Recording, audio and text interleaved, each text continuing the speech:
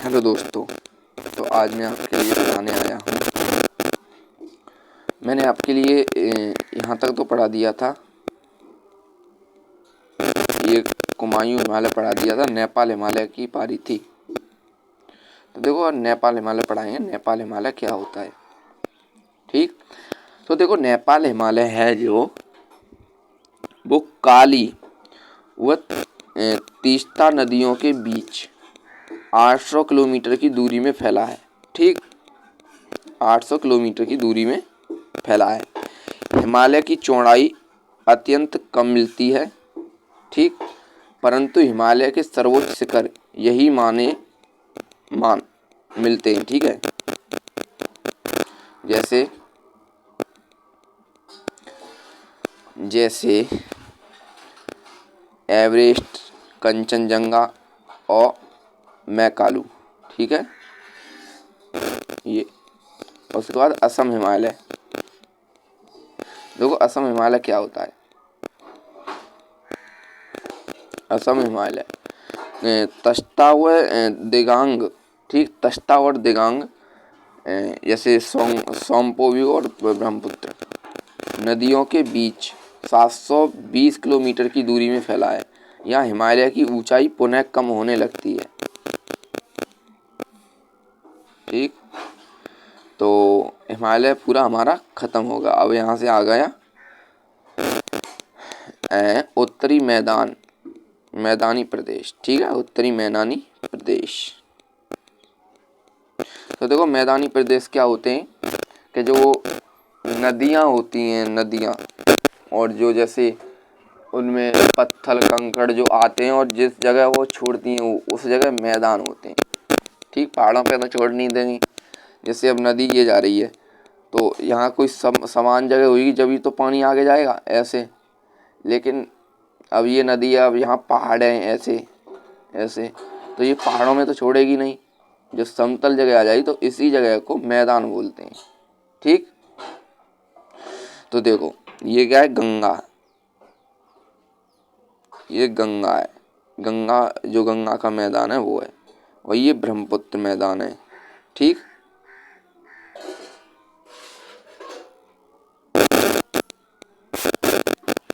और ये सतलज नदी का मैदान है। ठीक, और ये राजस्थान मैदान है। तो ये मैदान है, ये इतने। ठीक, अब देखो हिमालय पर्वतीय प्रदेश तथा प्रायद्वीपीय पठार प्रदेश के मध्य स्थित मैदानी प्रदेश है। ठीक, इस मैदानी प्रदेश का निर्माण हिमालय का प्रायद्वीपीय पठार क्षेत्र से बहने वाली नदियों द्वारा 33 सागर में जमा किए गए अवसादों के कारण हुआ है। ठीक, अवसादों के कारण हुआ है। नदियों द्वारा जमा किए गए जलोढ़ अवसादों तथा कारण इन जलोढ़ मैदानों का निर्माण हुआ है, जो कि विश्व के सबसे बड़े जलोढ़ मैदान हैं। यह भारत का सबसे नवीन भौगोलिक भाग है। ठीक, और देखो यहाँ खेती भी होती है। ठीक, खेती।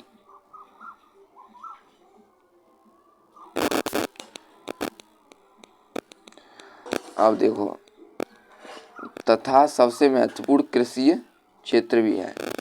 अब देखो राजस्थानी मैदान क्या होता है। तो देखो राजस्थान में अरावली पर्वतों की पश्चिम में स्थित मदानी क्या है, मदानी क्षेत्र है। ठीक है, मदानी, ये देख लेना, थोड़ा टॉपिक है। इस क्षेत्र में शुष्क एवं अर्ध शुष्क परिस्थितियां पाई जाती हैं।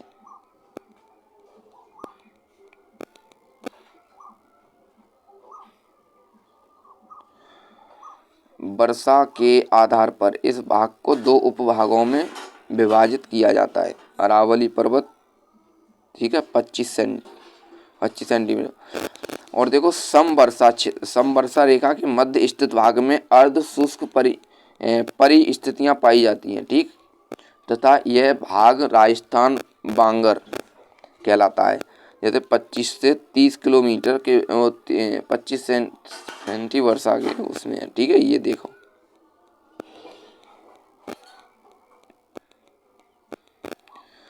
25 सब वर्षा क्षेत्र के रेड क्लिफ रेखा के मध्य स्थित भाग जहाँ मरुस्थलीय परिस्थितियां पाई जाती हैं तथा यह क्षेत्र मरुस्थलीय कहलाता है। 25 से 25 कम।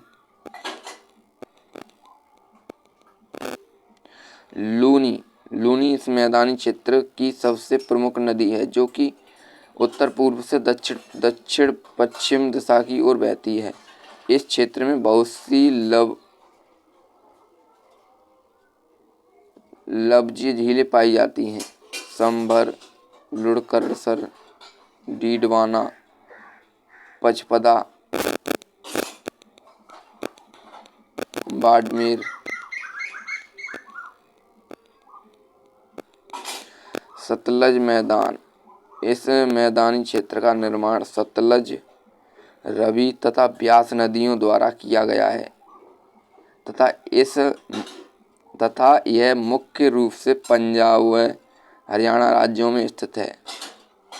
इस नदी क्षेत्र में नदियां दोआब का निर्माण करती हैं।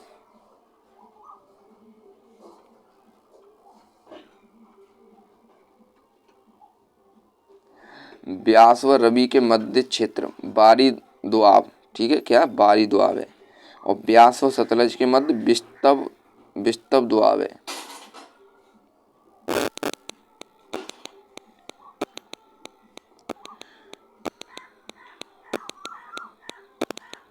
देखो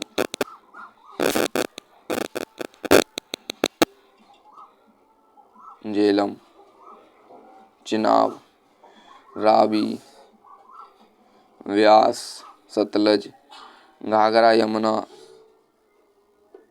और सतलज और घाघरा मालवा मैदान है, ठीक है, क्या है, मालवा।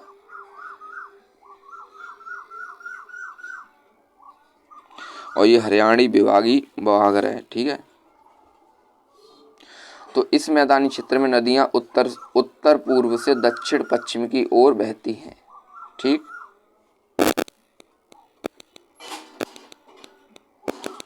सतलज तथा घाघरा नदी के मध्य स्थित मैदानी क्षेत्र के मालवा का मैदान कहलाता है, जबकि घाघरा तथा यमुना नदी के मध्य स्थित मैदानी भाग हरियाणा विभागीय बागर कहलाता है, ठीक। अब देखो ये मोस्ट इम्पोर्टेंट क्वेश्चन है। यह भारत का सर्वाधिक कृषि उत्पादक वाला क्षेत्र है, सतलज क्षेत्र, ठीक, और इसे कृषि क्षमा अधिक बोलते हैं। गंगा के मैदान। तो देखो गंगा के मैदान, इस मैदान का निर्माण गंगा तथा उसकी सहायक नदियों द्वारा किया गया है। यह मुख्य रूप से यूपी, बिहार और पश्चिम बंगाल में स्थित हैं, ठीक।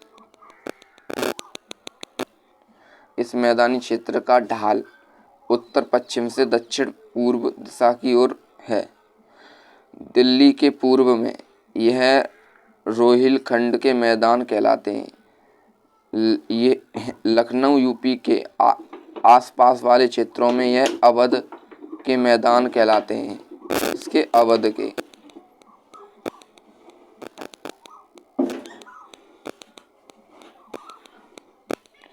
बिहार गंगा नदी के मैदान कहलाते हैं, ठीक है। ये नहीं, उत्तर में यह मिथिला के मैदान तथा दक्षिण में मगध के मैदान कहलाते हैं। कोसी तथा महानंदा नदी के मध्य यह बारिंद्र के मैदान कहलाते हैं।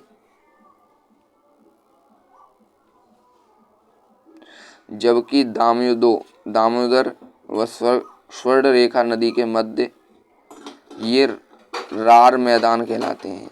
यह मैदानी क्षेत्र भारत का सर्वाधिक कृषि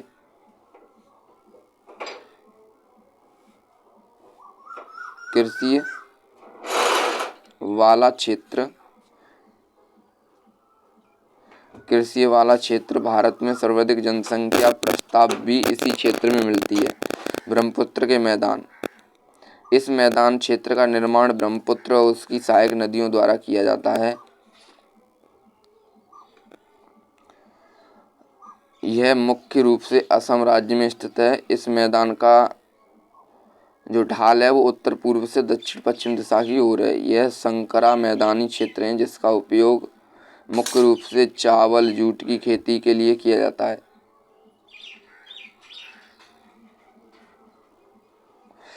संरचना के आधार पर उत्तरी मैदान प्रदेश के निम्न भागों में विभाजित किया जाता है। ये देखो,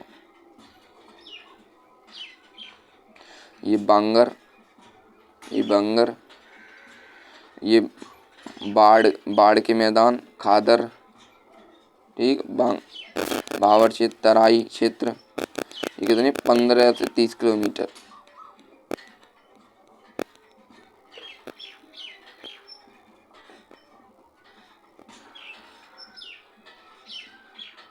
भावर के मैदान हिमालय पर्वतों के पदेन क्षेत्रों नदियों द्वारा जमा किए गए बड़े अवसादों में से 8 से 15 किलोमीटर की चौड़ाई वाला पट्टीनुमा मैदानी क्षेत्र भावर कहलाता है।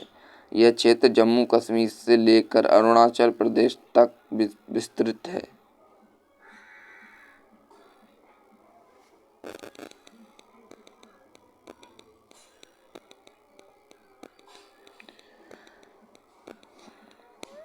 इन क्षेत्रों में नदियां बड़े अवसादों के नीचे से होते हुए आगे की ओर बढ़ती हैं, सतह पर अदृश्य होती हैं।